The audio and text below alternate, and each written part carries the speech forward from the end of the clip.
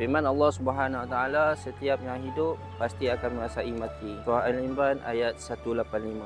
Assalamualaikum. Alhamdulillah, saya Aizat daripada Yayasan Adi Azhar. Ini kami ada buat penyerahan set jenazah sebanyak 17 set kepada Masjid Taman Sutera bertarikh 28 Januari 2026. Kami juga ingin berterima kasih kepada para penginfak yang telah menginfak. Semoga dilimpahkan rezeki kepada mereka yang telah menginfak, jasa di bawah lindungan Allah Subhanahu Wa Taala. Bismillahirrahmanirrahim. Assalamualaikum warahmatullahi wabarakatuh. Saya Imam Hakim daripada Masjid Taman Sutera. Alhamdulillah, saya hari ini terima sumbangan daripada Yayasan Adi Azhar dan daripada sumbangan orang ramai yang mana berbentuk 17 kit jenazah. Dan alhamdulillah, sumbangan ini dapat sangat membantu untuk pengurusan jenazah masjid ini, dan insya-Allah kami akan gunakan sebaik mungkin. Untuk makluman tuan-tuan, sumbangan ini sangat bermakna kerana kami kehabisan banyak stok untuk kit jenazah. Kami daripada Masjid Taman Sutera mendoakan kepada orang-orang yang infak, semoga Allah kurniakan rezeki yang lebih melimpah dan kesihatan yang lebih sihat. Alhamdulillah, selesai sudah kita buat penghantaran sebanyak 17 set pengurusan jenazah kepada Masjid Taman Sutera Kajang, Selangor. InsyaAllah dengan adanya sumbangan ini mampu meringankan beban kalangan-kalangan karya dalam menguruskan pengurusan jenazah, khususnya bagi mereka yang kurang berkemampuan. Terima kasih.